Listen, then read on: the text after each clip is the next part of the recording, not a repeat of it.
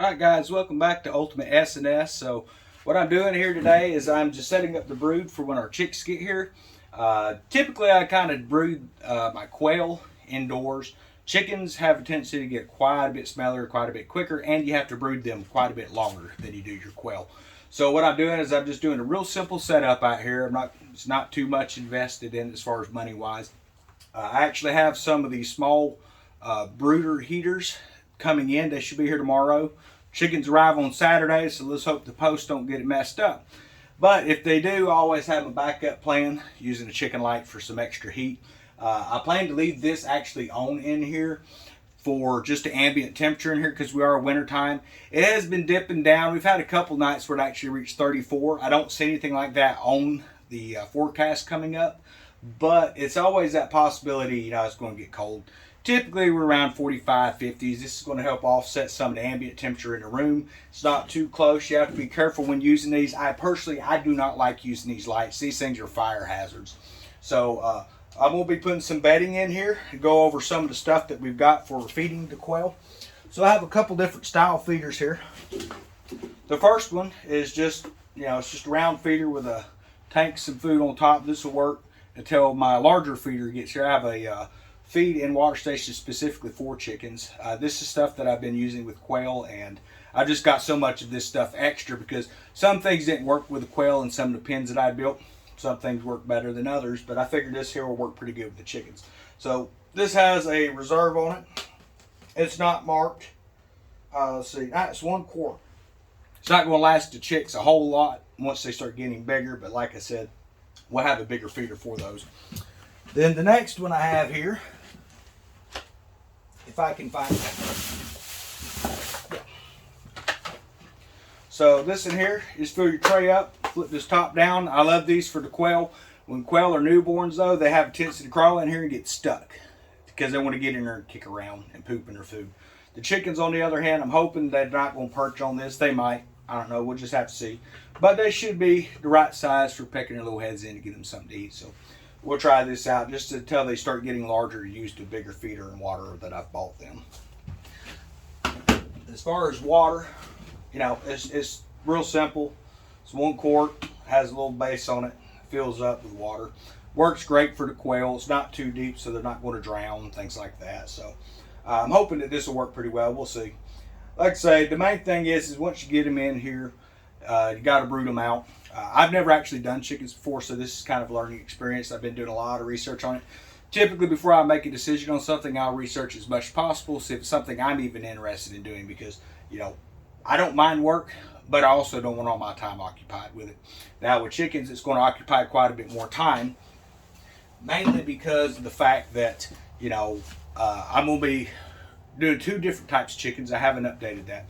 So here's your update, guys. We're going to be doing what's called a Rud Ranger. Some people call them Freedom Rangers and things. This has just been crossed over with another type of a bird as well. The Freedom Rangers were. And they're supposed to get between 9 and 11 pounds matured out. Now, the mature weight's between 12 and 14 weeks from what the breeders have told me. So what I'm going to be doing is I'm going to be free grazing both sets of chickens. I have another one. It's just what they call the barnyard mix. They'll be arriving here on Monday from what it sounds like. And those are going to be some Rhode Island Reds and things like that. More of what you see just on a farm and your egg layers and stuff. But I wanted to get some meat birds as well. Now you can actually use the Rud Rangers to lay eggs, but the problem with using what they call a broiler is they actually get where they put on too much weight and it's bad on their heart. Now these birds that I've got coming in, they're not as susceptible to heart attacks and things like that, like say your Cornish cross and things of that nature. They don't get that big in the breast. They stay pretty proportional as far as dark meat and breast meat. So I'm kind of looking forward to that. As they start getting older, I've already kind of been looking at how I want to store as we butcher them out and stuff like that. What I have in plan for that is during the butcher, I'm actually going to debone the chickens. And I've been watching some chef channels and stuff, how you debone chickens. Doesn't look too bad. They typically debone them in about 3 or 4 minutes. So I figure it's probably going to take 30 or 40 minutes, at least for the first couple birds with me. But we'll just have to wait and see. I'm not a real big person on skin. A lot of people like skin and stuff like that. Now, don't get me wrong, I love my fried chicken. I love it extra crispy. But getting older, you got to watch out for the heart, things like that, you know, so you kind of cut some of that stuff out. So I'll probably only pluck half, and then the others will be skinned, then deboned and used for things like that. So, but we'll see when that time comes. But anyway, so what I'm going to be doing here is I'm just going to start adding some of this. It's just a called Fresh Flakes. I got it over at Tractor Supply. Some people love the store, some people hate it. I personally like it. I buy certain things there. Other than that, I usually buy my feed stuff up at the feed store. It's a lot closer. It's a lot cheaper than Tractor Supply. I mean, you're talking $4 or $5 a bag, and you go through feed with birds. So like with my quail, I typically go through 50 pounds of feed in about a month and a half to 2 months, depending on how heavy I'm feeding them. Summertime, it's not so bad. The wintertime, I'm trying to make sure to have enough because it is getting cooler in the evening, so I kind of double up on the feed, and it really fattens them up whenever I'm using a grower feed. I don't ever switch to finisher and things like that. I just use grower feed the whole time. Makes them bigger, makes them weigh a little better. I like the meat pattern, the flavor of the meat, things like that. For our small chickens we got coming in, or the chicks we got coming in, I'm going to use the same feed that I use for my quail, which is a 30% protein game bird mix by Purina. They have all kinds of different ones. That's just what I use. I'm not trying to sell you Purina. It's just what I have available. But I'm going to start them off that probably for a week or two. And then I'll move them into the finisher, because it's kind of a waste using that on chickens, just from what the guy was telling me at the store. But he said that the reason you want to start them off with that is typically when you get your chicks in the mail and stuff. So I'm going to have to run to the post office on Saturday to do that. They're going to be a little weak because they've been traveling in the mail for a couple days. So you got to get them home. And he said, don't just stick them in the brood. He said, you want to put them in the brood, but you want to put in a bowl of like warm water that's got about 2 tablespoons of honey mixed into it. And what that does, it helps boost their immune system, and it helps just give that little bit of a sugar rush to them to increase their energy, so you don't end up having a lot of birds die on you. So that's always a risk when you go and you order things online. I ordered from Tractor Supply. They use Hoover Farms. I've never ordered chickens before. We'll see how this works out. A lot of really good reviews, some bad reviews. We'll just have to wait and see. They are insured, so if they show up at the post office dead, I get my money back, and I'll just buy locally from the feed store. I didn't realize he actually gets chickens in. He usually gets the middle of February, but I'm really hoping that these take off and do really well. So let's get this started here. I'm going to just kind of put this flake in. You don't want to go with a real fine flake. You want kind of a large flake. The reason for that is you don't want your birds eating this stuff. This here is just a real large tote that I picked up online. This was originally going to be used for like housing my bee supplies and stuff. I actually have this shed now, so this is all my bee supplies in the other corner. I might pan the camera around. It's a mess in here right now. But right now, this is going to be converted over into just a brood station for the birds. And from what I've been told, this is the best way to go.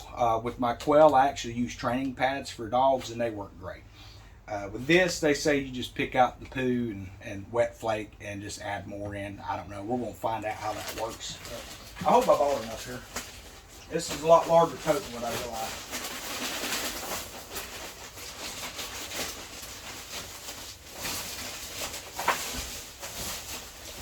Oh yeah, we should have plenty. We've got plenty for a couple of this.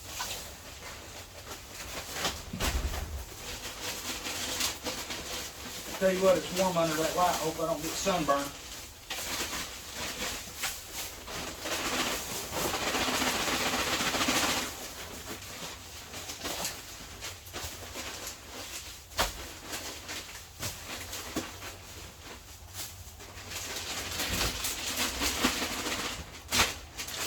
Set this out the way here.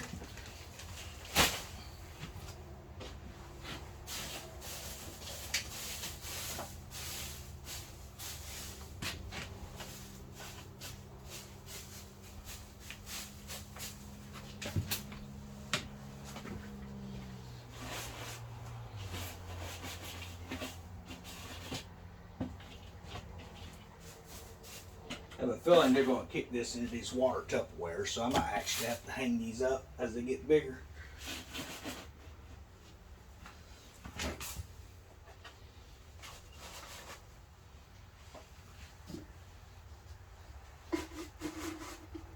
So this is just kind of a rough setup. This isn't going to be the final thing. I'm just getting stuff together in case there's hang up in the mail. Our postal service here lately has been kind of hit and miss getting stuff to us. I'm actually still expecting stuff that people would sent from Christmas. I don't know what's going on with that. It is what it is. But most of my stuff be coming UPS or FedEx, so they're again hit and miss in this area. But yeah, so I think this is going to be pretty good. I don't feel too much heat down below. Typically, if you've got 3 to 4 foot of clearance from this light to your location, you don't run the risk of starting a fire. But you also need to check this periodically. So I'll probably sit out here. I'm not going to make y'all watch me sit. But I'm going to come out and I'm going to check, make sure the flakes aren't heating up down below. Because if they start heating up, they're going to catch fire. We don't want that to happen, obviously. But, you know, I'm going to show you the inside of this tote here. Forgive the shaky camera here. So this lid here, it hinges down.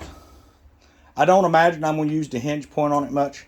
But if I need to, I can always come over, and what I typically do with my quail, and I may actually start brooding my quail out here when the chickens are done, because this is just nice. I might actually I have some poultry netting or bird netting and put over the top. That just keeps them from jumping out, flying out. Works great for the quail. Not sure about how it's going to work with the chickens, but if I have to, I can always prop the door a little bit later.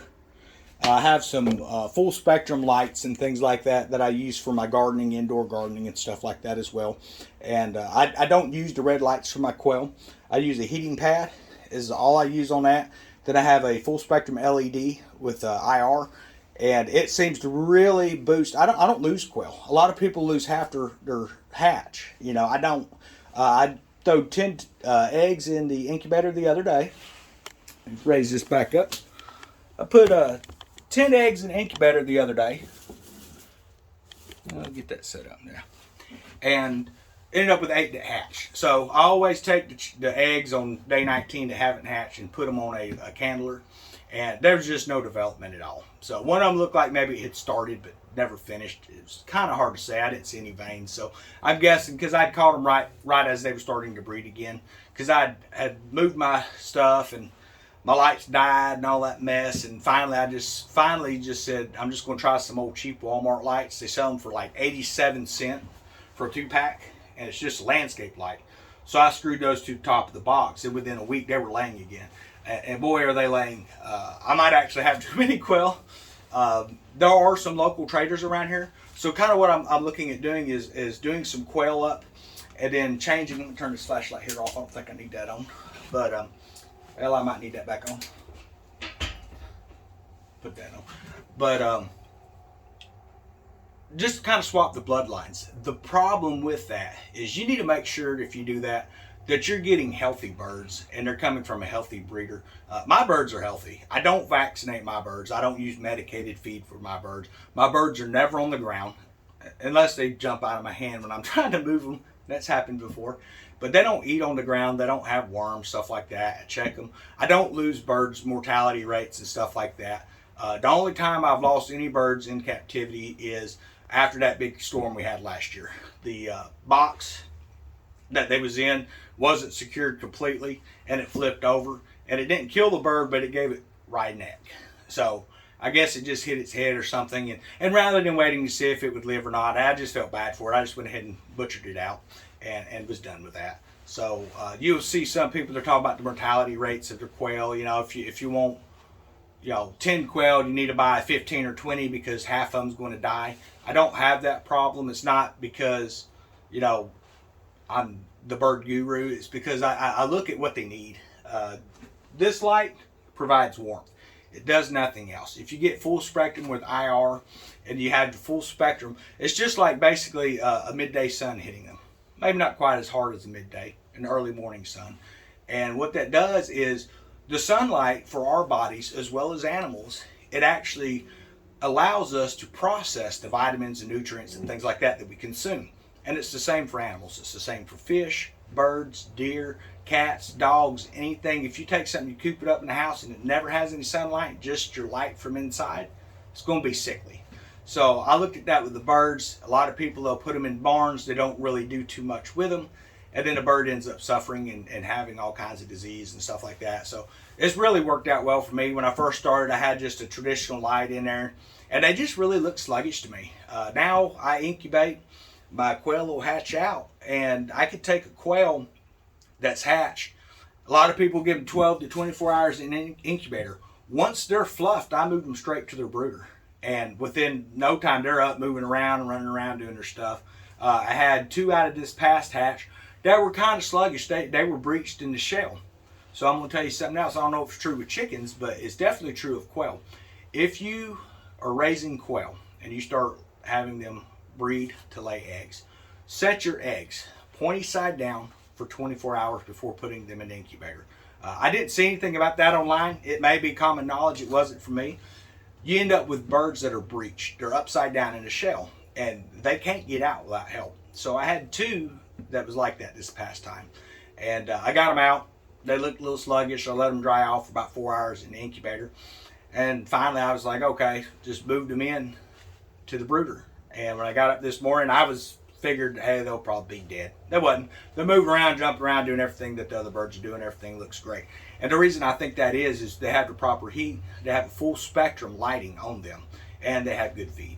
If you keep all the there's 4 basics they need: light, heat, food, and water. Keep it clean. Keep, whatever you can to keep the poop out if they're not going to have any issues. Make sure your box is clean and stuff like that. You're not going to have any issues with it. So I'm assuming, from what I've been reading, that quail are actually harder to rear up than chickens. I don't know if that's true. If you raise chickens and quail and chickens are harder, let me know. We're going to find out. I am really excited right now. My garden area, we had a couple really nice frosts this past week. I went out earlier today and tilled it back up because we got a couple more coming this weekend. And that's going to be great for that. It's just killing all the roots and stuff, looking really nice. And I can't wait till planting season. Out here, we're looking probably toward the end of February, maybe first part of March, somewhere in there. We'll just have to look, see what the weather's doing. But typically around March 1st, you can start planting. You don't have to worry too much about a frost hitting. We'll see. Mainly because mid-February or mid-March, we don't really get a lot of heavy frost after that down here in Florida. But, the weather's changing. We just have to see how it's going. But, yeah, I'm kind of excited about this. The bees have been doing good. I went in, checked the hives out. Really nice honey supply going on. So I kind of beefed them up there for a while. I was giving them every other day. I was giving them some sugar water because we had that big storm and lost part of the hives and stuff like that. And I had to move some frames over so those bees could make a queen for their hive. And it ended up working out fine. So I didn't have to go buy no queen for $60 or something like that. That's just insane. If you raise bees and you lose your queen, and hey, it happens sometimes, get up with somebody local that's near you and talk to them. Maybe you can swap out a frame. They can give you a frame with some egg and larva in it, and those bees that you do have, they're going to raise a queen and you're good to go. And then you're going to have a new bloodline in your hive as well. So that was pretty nice, So I'm hoping this spring I'm going to be throwing some honey supers on there. And we've got this centrifuge over here I bought, and I haven't really used it yet. I just pulled whole comb honey out. I want to use that this spring and actually get some honey and stuff like that out. But you need to watch what honey you're getting. If you're giving them sugar water, it's not true honey. It's not made from true nectar. It's going to have a lot of sugar content. That's fine for the bees. I don't really want it on my table much, which is, that's just personal preference. But this spring, this yard, the back fields and stuff around here, they fill up with berries and grapes and you name it. There's all kinds of flowers out here. So I'm hoping that it's going to be a good year for some honey come spring. Being retired, I was working at this little amusement park thing, and it was fun. Don't get me wrong. I enjoyed it. I love to ride rides. I like adrenaline and things like that. Not all the rides have a lot of adrenaline. I mean, you can ride a tower swing, and if you haven't been on one before or in years, sure, it's a rush. If you ride it every day, it's just like riding down the road with your car hanging out the window, your arm hanging out the car window. Not much to it. Same with scramblers. If you haven't been one before or in a long time, the first time you get on, you're like, man, yeah, this is great, or the wipeout rides and stuff. But after 3 seasons out there, I loved the job. It was just, I don't know, I just kind of got burnt out on it. So I kind of wanted something to do that didn't require me driving 45, 50 minutes to a job. I mean, it was just kind of, it was a waste of time, really. But it was to waste my time. It was to take my mind off different things, you know, certain holidays, birthdays, and stuff like that that come up. I can get depressed if I don't stay busy. You know, it just is that way. And I try to occupy my time with stuff. The bees are great. Once you get them going good, you don't really need to be messing in your hives. So I was like, well, I need to do something else. So the quail, got into that. You know, I love doing the quail. I can go out and I can clean my pens and get everybody fed, everybody water, collect my eggs and everything like that. And it doesn't take me long. I'm just going to check, make sure this camera's recording. Hang on a second, guys. Okay. Sometimes that thing has a tendency to shut off, and I don't know why. But, so I got into breeding them. I was like, well, we'll breed them, and that'll keep me busy. And that'll keep you busy. Quail are very demanding. I don't know how these chickens are going to be. Every 2 hours, these quail are, you know, there's something. They want something. So as long as you got water and you got food, usually they're pretty quiet, but not always. They need some sort of entertainment, something or whatever. So you don't pick them up. You don't run them around your face. I see people do that. It's not a puppy, and it's not a cat. Don't be putting birds of any type in your face. Their gut naturally holds salmonella. It's naturally occurring in their gut, okay? If you got this bird up in your face and all this stuff, chances are you're going to end up getting sick. It hasn't happened yet.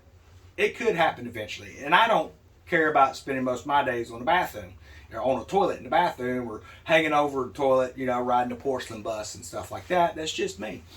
But to each their own.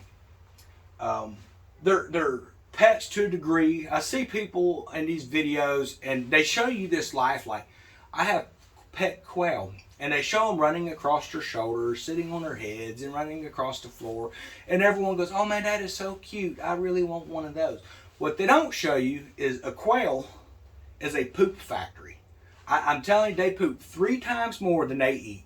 That is not a lie. I mean, I can't get over how much they poop. I mean, seriously, I've got, let's see, right at 40. I think right at 40 quail. I just did a butcher and got rid of a bunch of males. So I think it's right at 40 is where my number. I have to stay 49 and under on my quail. The reason for that is anything over that, the state of Florida wants you to have a permit. I don't know why, but they do. So it is what it is. So I stay right at that 49 mark. Now, what is that? That's 49 mature is what you can have. So typically what I do is I'll keep, you know, right around 35 to 40 quail. Most of those are going to be layers. I do balance out my males. I do 1 male for every 4 females. They seem to work out great. When I do 1 to 5, which I recently did, I end up with an egg that's not fertilized, which just happened. So maybe I slaughtered 1 too many males, but hey, it is what it is.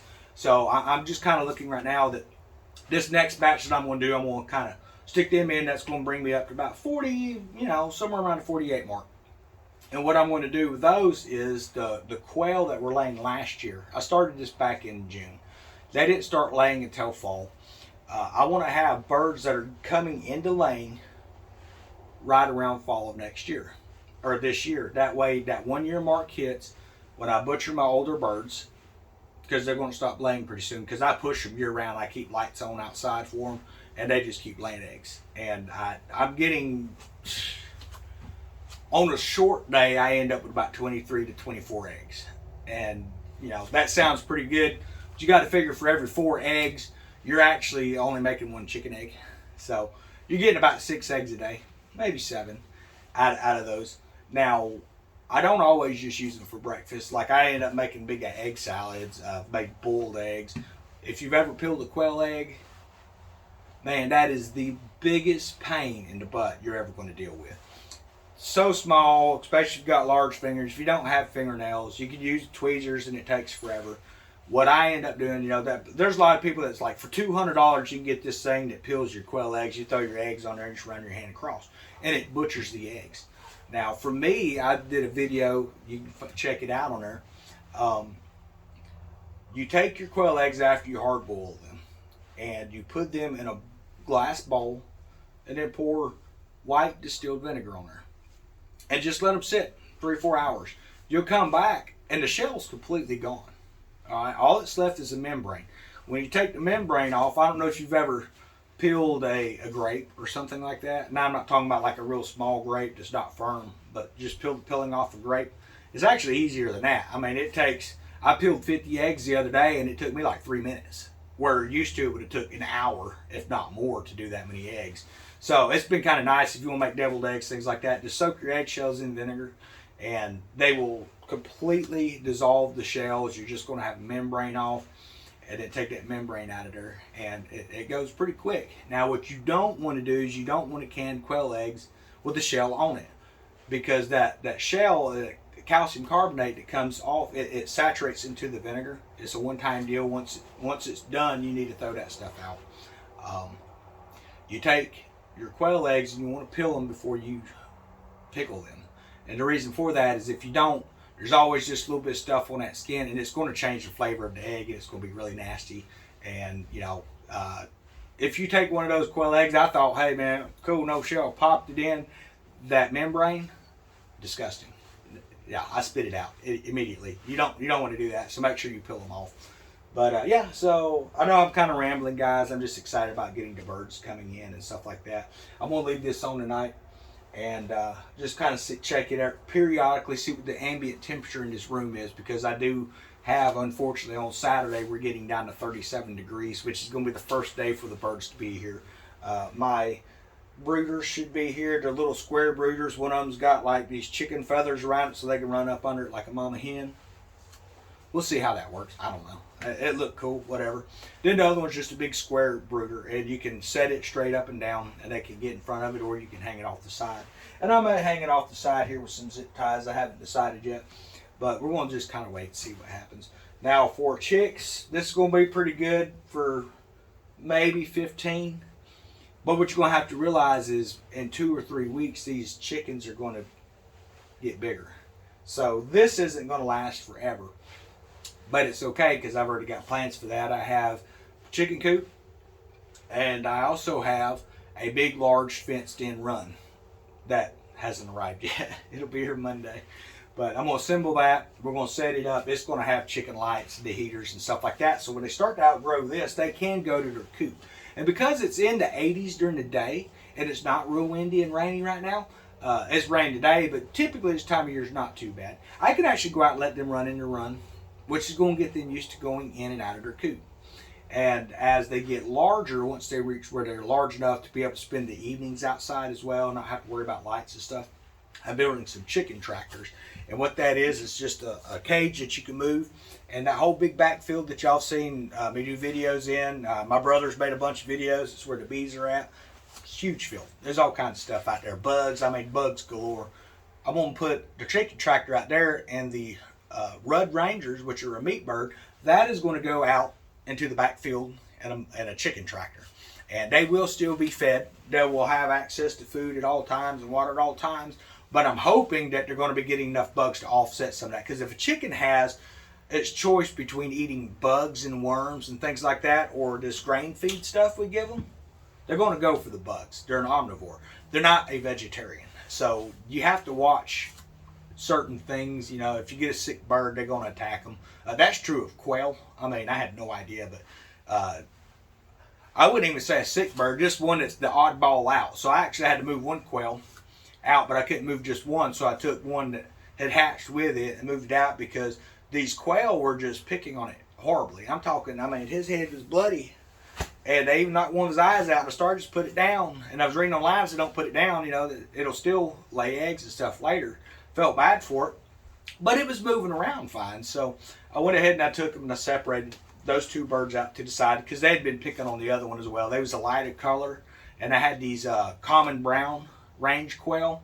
I don't have any common brown range quail anymore. They're gone. They got all butchered. I didn't care male or female. The most aggressive quail you're going to have is that little brown speckled one.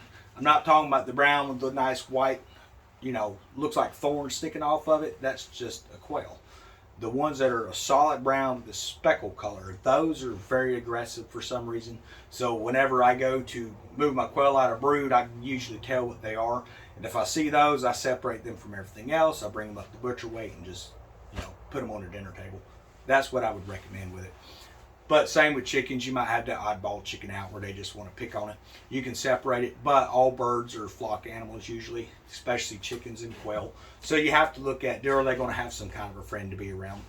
I don't know how fast these birds are going to grow out.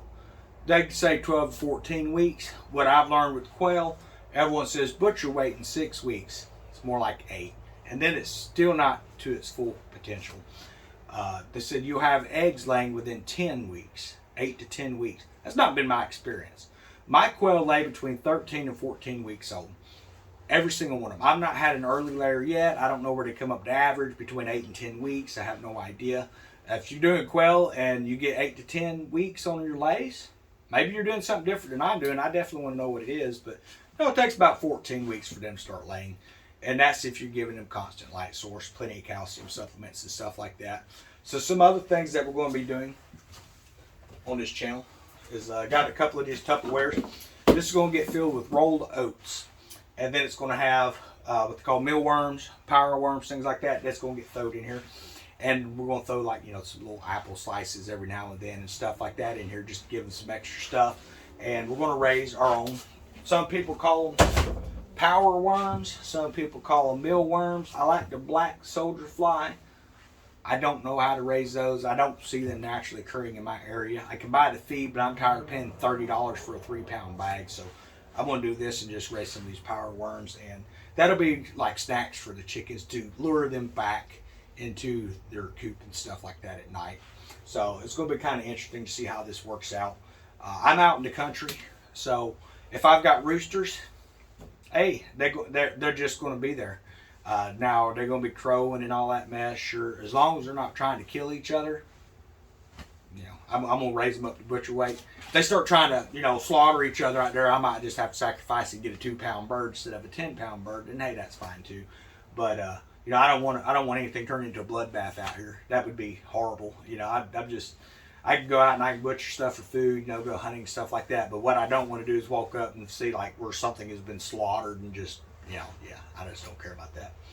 But anyway, I hope everyone's having a great day. I hope you enjoyed the video. It's probably kind of long. But, I'm going to start doing a little bit longer videos. I'm going to try to do a little bit more in depth with things. We need to really encourage each other as far as if you see I'm doing something wrong, then say, or maybe there's a better way. Come up and say, hey man, this is easier, this works better, and tell me why. Hey, I'd love to hear it. What I don't want to see is someone coming up talking crap, because you're going to get blocked off the channel. We don't put up with that. If you're bullying some of the people on my channel, or anybody on my channel, you're going to get blocked. You're going to be banned from the page. I don't put up with that kind of stuff. But I always want information, and the purpose of this is to share information. I don't know it all. I am learning. So I'm definitely learned quite a bit already. A lot of it trial and error. You can read books, you can watch videos, you can, it doesn't matter. You can look at as many forums as you want, talk to as many people as you want. You're not going to know it all. I've always had a saying, the day you stop learning is the day that you've died. Now I've met those people who know it all, but don't seem to know anything. And you run into those a lot. I worked industrial maintenance for years, electrical applications and programming and stuff, as far as the mechanical aspect of it. And I run into these people and they knew everything, but then you're the guy that they're calling when you finally get home off your shift and they're calling you back in because they don't know anything. So, which it was always nice because usually it was a 5-minute fix. I get 2 hours paid to show up, and I was like a mile away from work. Paid really good money. I thought about maybe getting back into that later on, but honestly, I'm really enjoying just being retired. And this way here, I'm going to be providing more feed. Quail are great. Need a bigger option, not a better option, but a bigger option. And we're going to look at maybe doing some rabbits and stuff come this spring. I'm still trying to source where to get some good meat rabbits. I know there's people around that have them. I just got to find out who they are and where to get them at. Now, you can, in this area, what they do, what they call it, livestock swap or something like that. It's not a co-op, but it's people. I could sell you some of my quail or trade them for some of your quail. I can sell you some of my chickens or rehome some of my chickens, but they have to be live. Okay. The problem with that, unless you know the source that you're getting it from, you could be bringing Merrick's or something like that into your property, and I would rather just get it from a reputable breeder. That's just the way that I am, or from a store that buys from reputable breeders. I don't want to buy something from backyard, because one of the things I've noticed, if you go to Craigslist, this is what everyone's told me. So, well, just go to Craigslist. You can find some chickens. Well, the problem with Craigslist, in my opinion, you'll see you're there going, okay, we have a rooster. Well, why are you getting rid of that rooster? Well, is he a problem rooster? Is he highly aggressive? Is he old? You know, I don't know. They don't never tell you that. You're typically getting someone else's problem, or they've had a chick or a hen that's usually sickly. It's on its way out, not laying good. Oh, it's a laying hen, and you'll get her home in a few days. Oh, well, yeah, well, she slowed down because you moved her. She'll start laying again, and then you might get one egg every 2 weeks. I just don't want to run that risk of that, so I just decided to just go with chicks and go that route. We're going to see how well this works out. I don't know. I do have a window here, so they'll get plenty of daylight. If I need to, on warm days, I can open this up. It's got a screen. It's going to give them plenty of air. It is naturally vented. It has vents up in the corners. So I've not noticed any mice in here. I keep my feed for my quail in here. I've not seen a mouse. I've not seen a mouse dropping or anything. The main thing to do with your feed and things like that, put it somewhere, keep it up, don't leave it laying around. Close your bags up. You know, weight the lids down if you got lids, things like that. You don't want to have just bags with food thrown all over the floor. It's going to cause some issues and stuff. But yeah, so until next time, guys, everyone have a great weekend that's coming up. Saturday, I don't know that we're going to do live stream, but I am going to make a video on Saturday.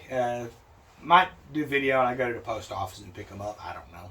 We'll just have to wait and see. But I will do a video when we're getting them set in here. Tomorrow I'm going to update part of this. There'll be a little clip, maybe. It won't be very long, maybe a minute or two. That's going to show the broods that we get set up in here for the chickens for when they arrive. And yeah, so until next time, we'll see everybody later.